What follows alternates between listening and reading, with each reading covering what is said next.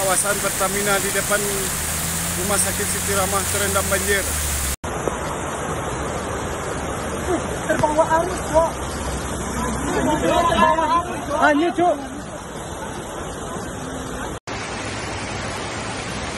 Banjir, Pak, semua.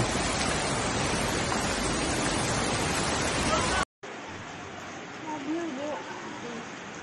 Udah keluar masuk. Malah kasihan ada kecilnya.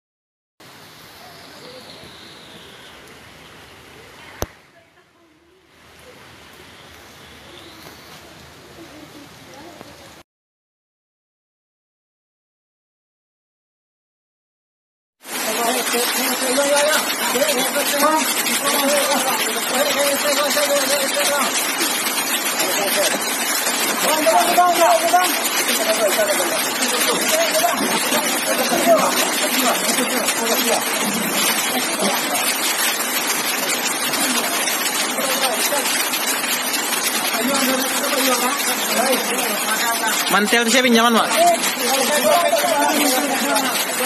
Mantel di saya gian.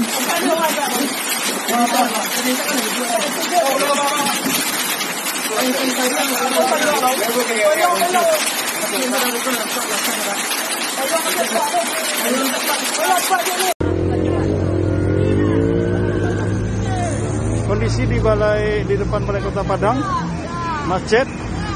Kendaraan sudah tidak bisa lewat di depan Siti Ramah. Kendaraan sudah tidak bisa lewat di depan Siti Ramah. Seluruh rekan-rekan dari BPBD Kota Padang mengatur lalu lintas di depan Balai Kota Padang.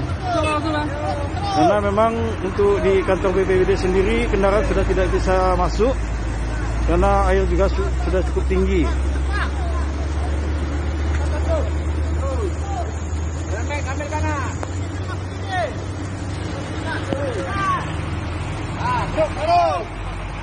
Inilah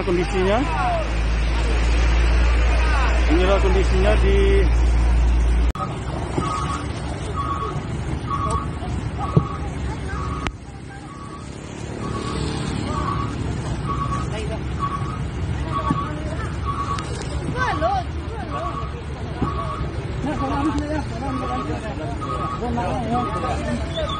Nah,